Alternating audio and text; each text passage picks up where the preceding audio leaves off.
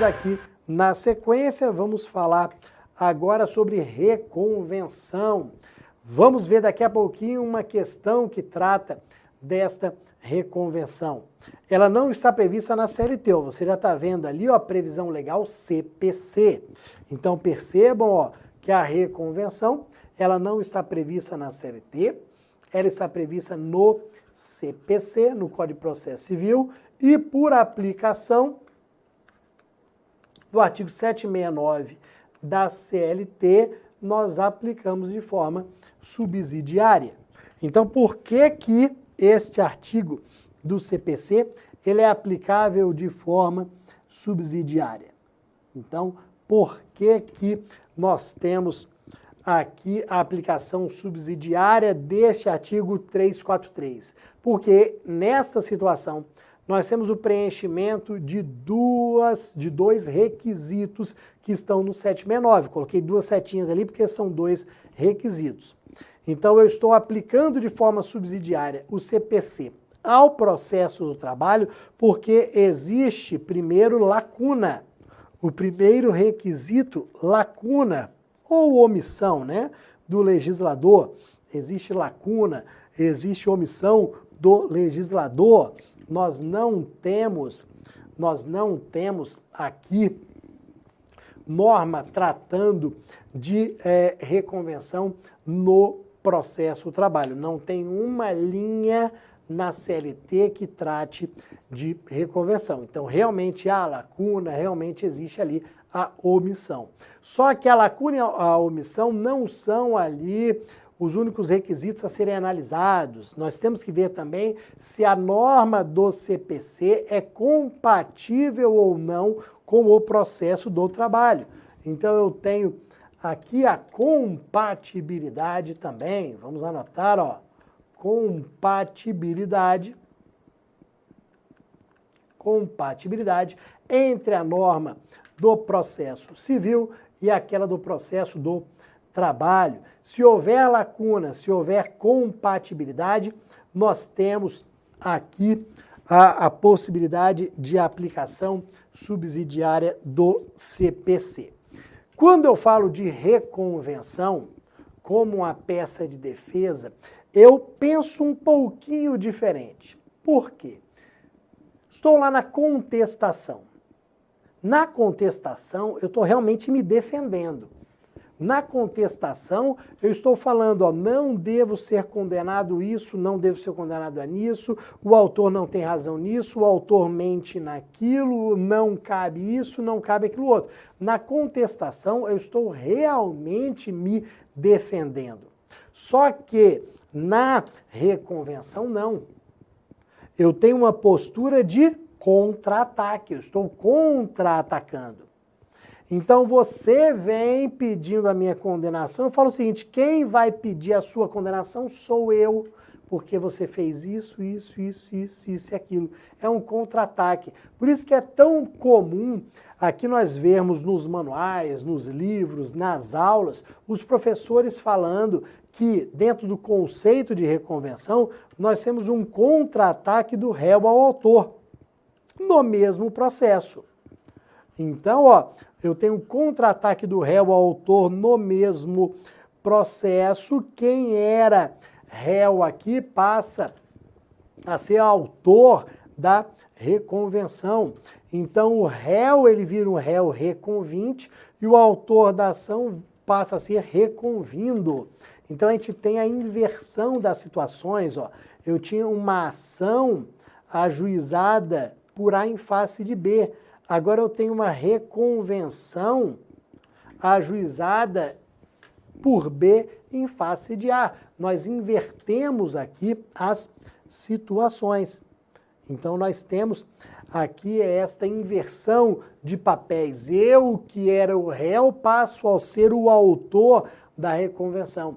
Você que queria minha condenação, agora está sofrendo um pedido meu de condenação.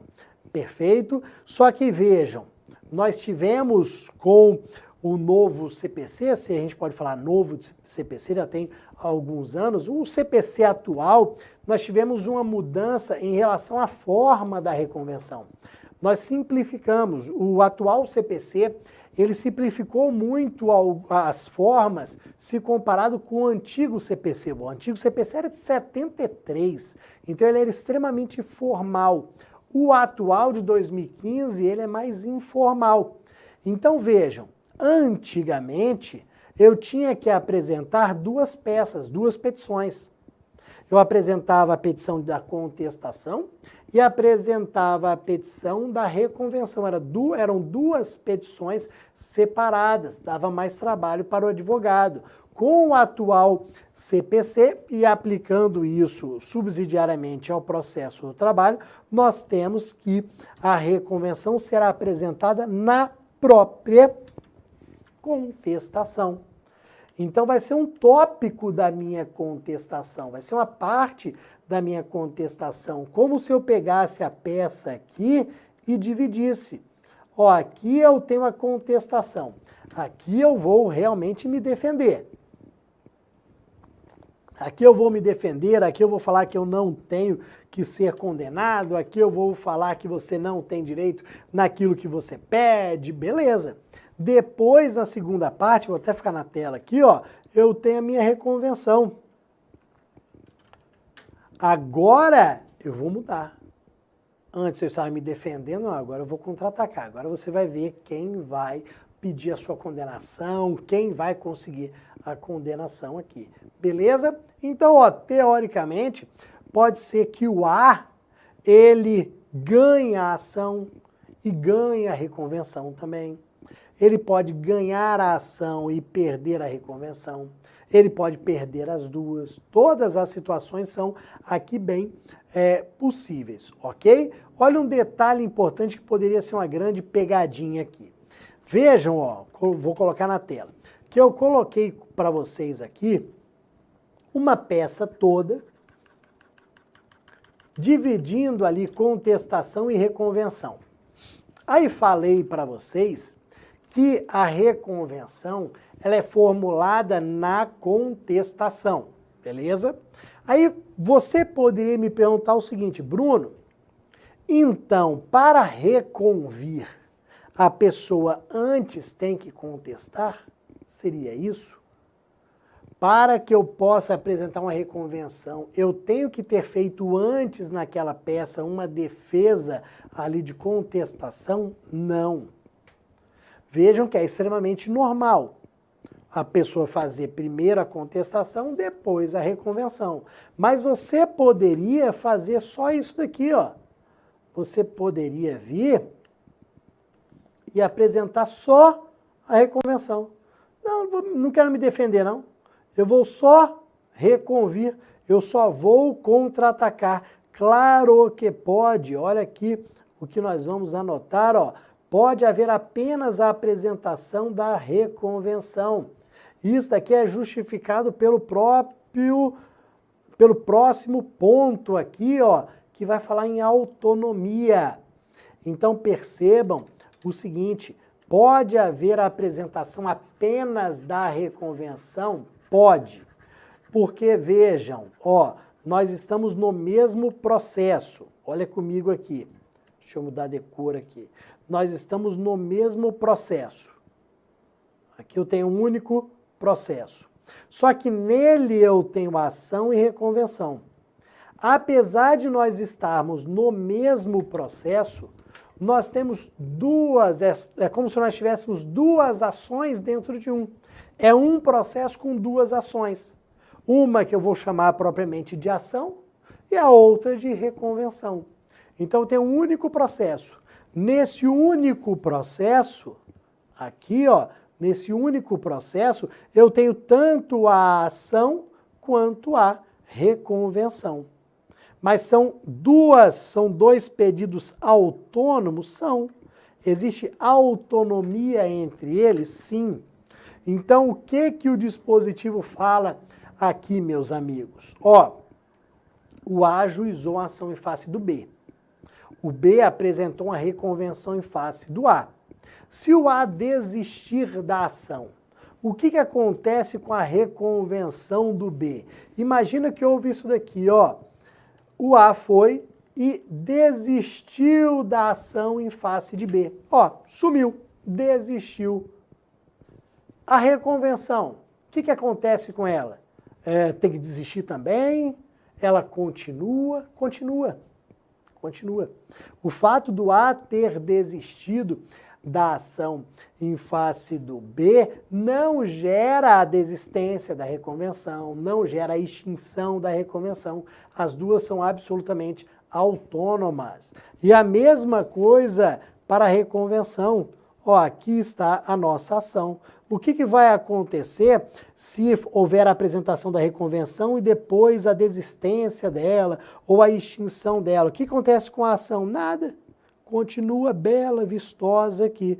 Então, a desistência ou a extinção da ação não gera nenhum prejuízo, não gera nenhuma consequência para a reconvenção, porque entre elas existe autonomia.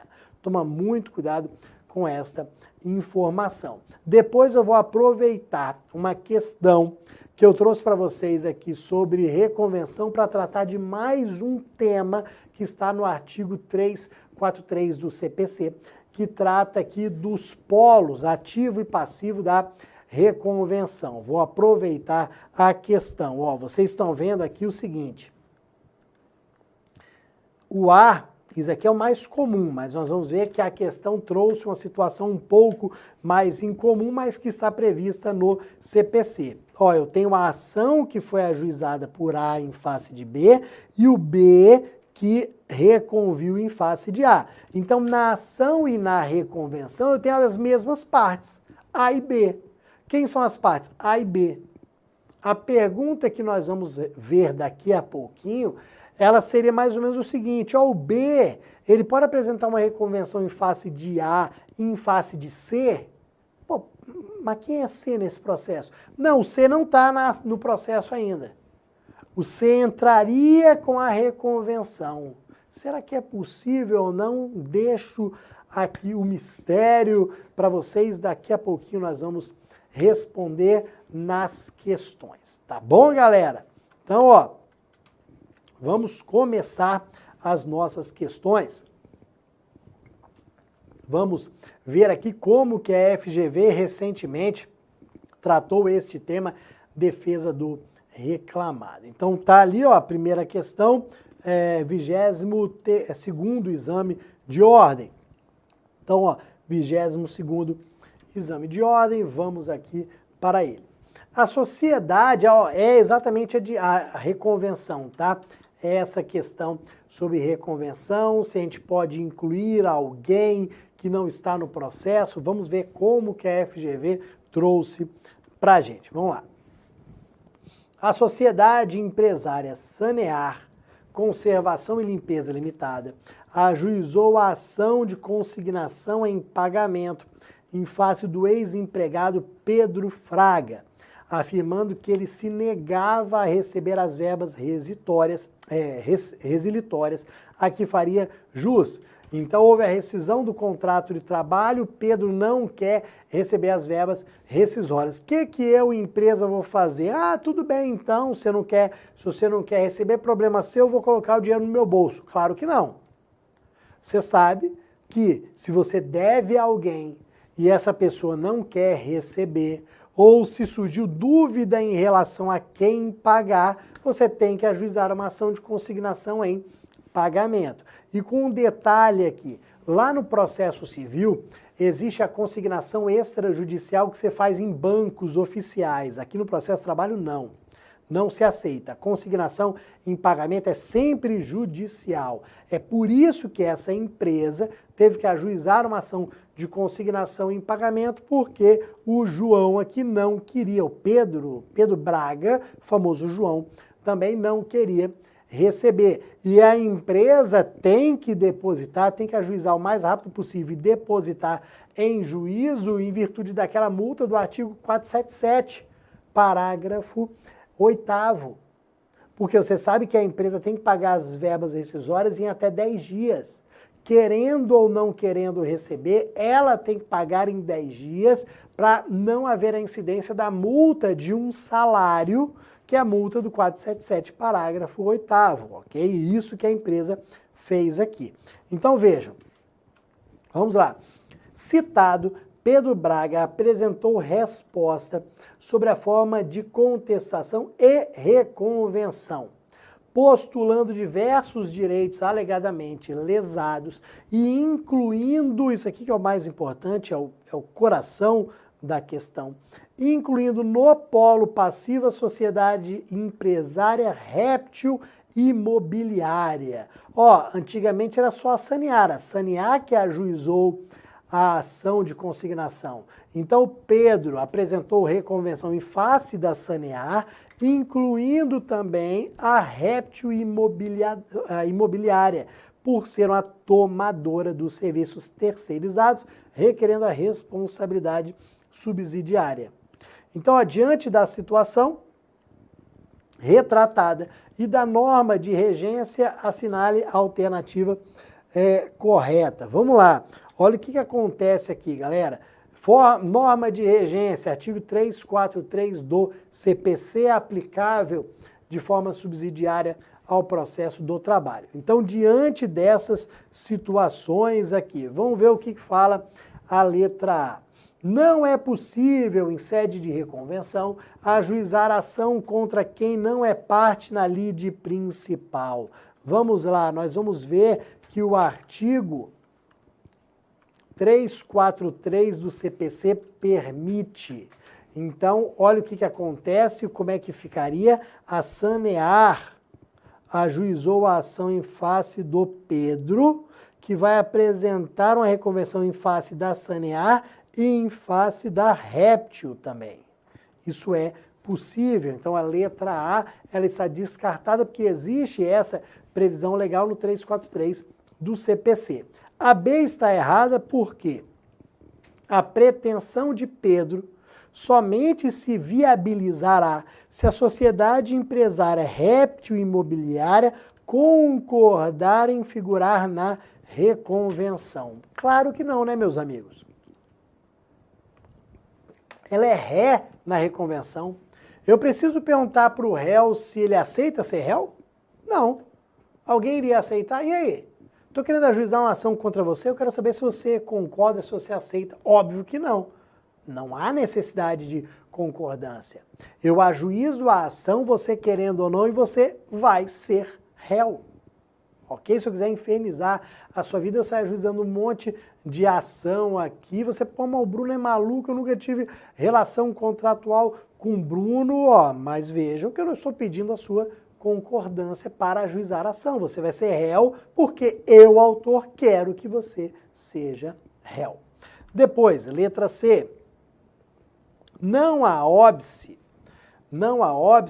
a se incluir na reconvenção pessoa que não figure na lide original. Perfeito, não há óbice, não há impedimento. Não há impedimento, pode incluir sim, está lá no artigo 343 do CPC, como eu falei para vocês. Então eu posso incluir a empresa Réptil aqui na reconvenção. A reconvenção do Pedro vai ser em face da Sanear, que era a autora do processo principal, em face da Réptil, ok? Eu sempre falo para vocês que uma das assertivas é aquela viajante, né? É aquela que você olha assim e já risca, ó, esquece, essa aqui joga no lixo. É exatamente isso que acontece na letra D. Olha a letra D, como que é essa que a gente simplesmente joga no lixo, pessoal. Vamos lá, ó. Letra D. A lei processual é omissa a respeito. Assim ficará a critério do juiz aceitar a inclusão da sociedade empresária. Ah, se o juiz quiser, tudo bem, se não, ele não aceita. Claro que não, meus amigos. Fica a critério do juiz? Não. Imagina, o juiz, hoje eu não estou afim. Não. Não, hoje eu acordei animado, hoje eu vou aceitar. Tá, óbvio que não. E vejam, não tem lacuna. Está previsto, como eu disse, lá no artigo 343 do CPC. Então, ó, matamos essa questão sobre reconvenção. Na época do 22º exame foi uma grande novidade ali, porque nunca tinha caído nenhuma peça, nenhuma questão sobre reconvenção. Caiu nesse 22, nunca mais caiu, mas é bom nós vermos aqui como que algumas regras do processo comum do processo civil que se aplicam de forma subsidiária e a banca pode trazer realmente para a gente. Vamos para a próxima aqui, meus amigos. Vamos lá, ó, do 26º. Vamos destacar em amarelo aqui. Em sede de reclamação trabalhista, o autor forneceu o endereço da ré na inicial, para o qual foi expedida notificação citatória. Decorridos 5 dias da expedição da notificação, não tendo havido qualquer comunicação ao juízo, houve a realização da audiência, a qual apenas compareceu o autor e o seu advogado, a qual requereu a aplicação da revelia e confissão da sociedade empresária ré. O juiz indagou ao advogado do autor o fundamento para o requerimento, já que não havia nenhuma referência à citação no processo, além da expedição da notificação. Diante disso, na qualidade de advogado do autor, à luz do texto legal da CLT. Vamos lá, pessoal. O que acontece aqui? Nós vamos responder com base na súmula 16 do TST e qual é a relação aqui com o nosso tema defesa do reclamado. Vejam, eu vou ajuizar uma ação trabalhista em face de você. Vai ser feita a sua notificação. Você vai ser notificado para comparecer à audiência. Na audiência vai poder apresentar a defesa oral em até 20 minutos ou antes da audiência vai poder protocolar a sua defesa escrita ali pelo sistema informatizado, ok? Mas percebam o seguinte, que nós chegamos na audiência e só eu, autor, estava. Você, reclamado, não estava. Tem prova no processo que houve a notificação. Não, ó, realmente a empresa ela foi notificada. Essa empresa ela foi notificada. Tem mais alguma informação? Não. Aí eu fui lá e requeri a revelia da empresa por não estar presente à audiência, que é a consequência que nós temos lá no artigo 844 da CLT. O juiz falou o seguinte, tá, com base em quê? Eu tenho aqui a informação de que a notificação foi expedida. E aí, eu tenho a prova do recebimento ou não precisa da prova do recebimento? Esse é o ponto principal aqui. A súmula 16 do TST traz uma presunção de recebimento. Eu tenho a presunção de que esta notificação foi recebida. Eu tenho a presunção de que a empresa tinha ciência da data da audiência. Se ela não compareceu, é revelia mesmo. Eu crio uma presunção. Eu não tenho prova, eu tenho uma presunção. Essa presunção pode ser quebrada? Pode. Mas quem tem que trazer esta informação é o reclamado, é o destinatário. E o texto fala que não tem informação nenhuma aqui, ou seja, não houve esta alegação. Logo, a gente mantém a presunção de recebimento da notificação. Olha a letra A aqui. Presume-se recebida a notificação 48 horas após ser postada, sendo o não recebimento um ônus da prova do destinatário. Perfeito, meus amigos. Perfeito, é exatamente a súmula 16. Você cria uma presunção de que ela foi recebida em 48 horas e o não recebimento é ônus da prova do destinatário, do reclamado. Ok? Então, toma bastante cuidado com esta informação aqui. Vamos ver o erro das demais, como a gente sempre faz aqui, para esclarecer aqui, eventualmente alguém pensou numa outra assertiva, na B, na C e na D, então nós vamos demonstrar o erro delas. Então a letra B, ela está errada porque, ó, ela fala que a mera ausência do réu, independentemente de citado ou não, enseja revelia e confissão. Claro que não, ó. Se o réu não foi citado, como é que você vai trazer aqui, como é que você vai criar essa revelia, essa confissão? Não. Se não houve citação, se não houve notificação, não há revelia, não há confissão. Porque o artigo 844 fala em não comparecimento à audiência para o qual foi notificado. Então o erro aqui está naquele independentemente de ser ou não citado. Depois, C. Descabe o requerimento de revelia e confissão se não há confirmação no processo de recebimento da notificação citatória. Essa daqui que era mais perigosa. Por quê? Vamos lá. Não tem prova, mas eu tenho a presunção. A presunção se aplica. Então, ó, descabe o requerimento se não há confirmação, não, porque eu tenho presunção. A presunção é que houve o recebimento. Ah, mas a presunção pode estar errada, realmente. Mas aí a súmula fala que é o ônus da prova do destinatário, é o ônus da prova do reclamado. Então, muito cuidado com essa letra C aqui. A letra D fala, o recebimento da notificação é presunção absoluta. Logo, são cabíveis de plano a revelia e a confissão? Não. Acabei de falar aqui que cabe prova em sentido contrário. Se cabe prova em sentido contrário, a presunção ela é relativa. Então, não é absoluta, cabe prova em sentido contrário. O detalhe é que essa prova tem que ser trazida pelo reclamado, como eu já falei. Tá bom, meus amigos? Vamos aqui para a nossa última questão, uma questão interessantíssima aqui, uma pegadinha. Algumas pessoas na época caíram nessa pegadinha, então muito cuidado. Aqui ela vai falar em relação à forma de apresentação da defesa. Nós vimos, vamos repetir, a defesa pode ser apresentada oralmente em até 20 minutos na audiência. Chegou na audiência, apresenta a sua defesa oralmente em até 20 minutos. Ou ela pode, se a parte quiser, ser apresentada por escrito antes da audiência pelo sistema informatizado. Nós vamos ver uma questão interessantíssima que trata dessa forma de apresentação da defesa, trazendo aqui as duas informações. Olha, uma questão muito bem feita, muito bem pensada, do 27º exame aqui. Então, 27º. Seu escritório foi contratado pela empresa Alumínio Brilhante Limitada para assisti-la juridicamente em uma audiência.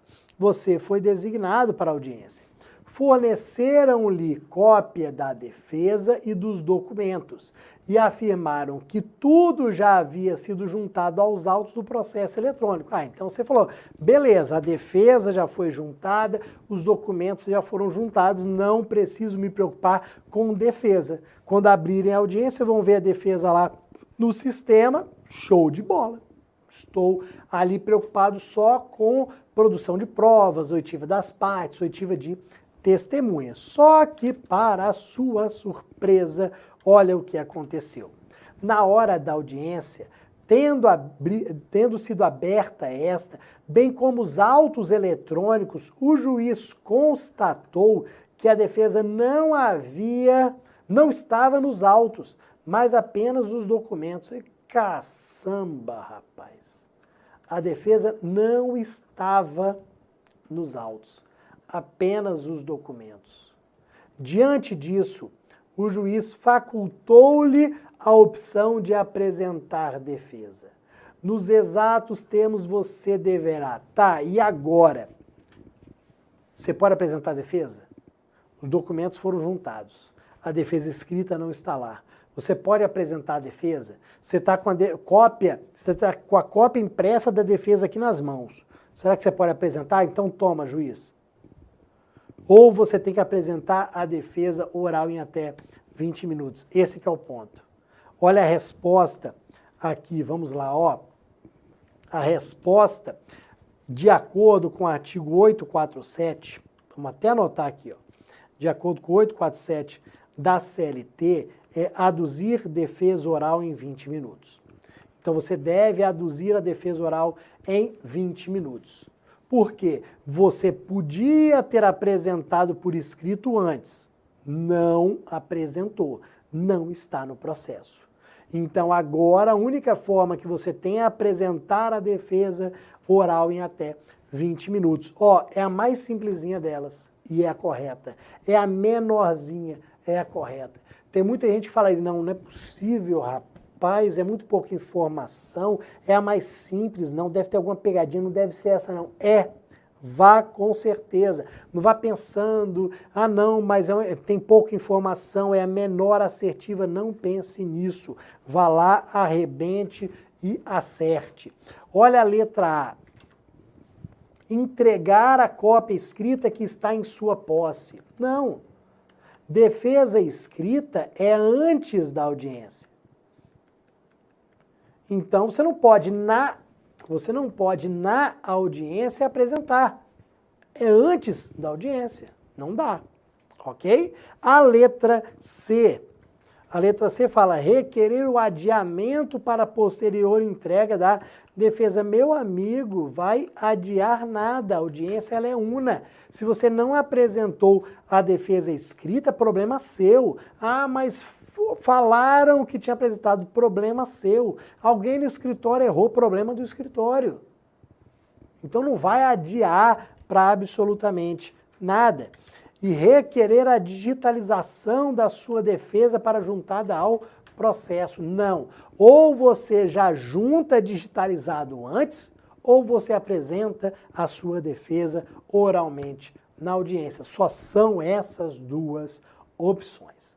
Tá bom, meus amigos? A gente fecha aqui as nossas questões. E agora sim, muito obrigado. Fechamos aqui a nossa participação, nosso último tema aqui desta série de temas especiais para a primeira fase da OAB, a nossa aula 4. Muito obrigado pela presença de vocês. Aqui estão as minhas redes sociais, caso queiram seguir, principalmente o Instagram, Prof. Bruno Clipper. Eu tô sempre ali postando informações, notícias, vídeos, muita coisa bacana. Se quiserem me seguir ali, principalmente no Instagram. Valeu, galera! Muito feliz por ter participado deste projeto aqui, estar retornando para a equipe do Estratégia OAB. Espero que vocês tenham gostado das aulas. Na primeira falamos de recursos, depois na segunda execução, terceira que foi ontem falamos sobre provas e hoje fechando defesa do reclamado. Espero que tenha ajudado aqui nessa caminhada. Temos certeza que quando vier a prova da primeira fase vocês vão arrebentar. Toda a equipe do Estratégia OAB estará ali com pensamento positivo para a sua aprovação.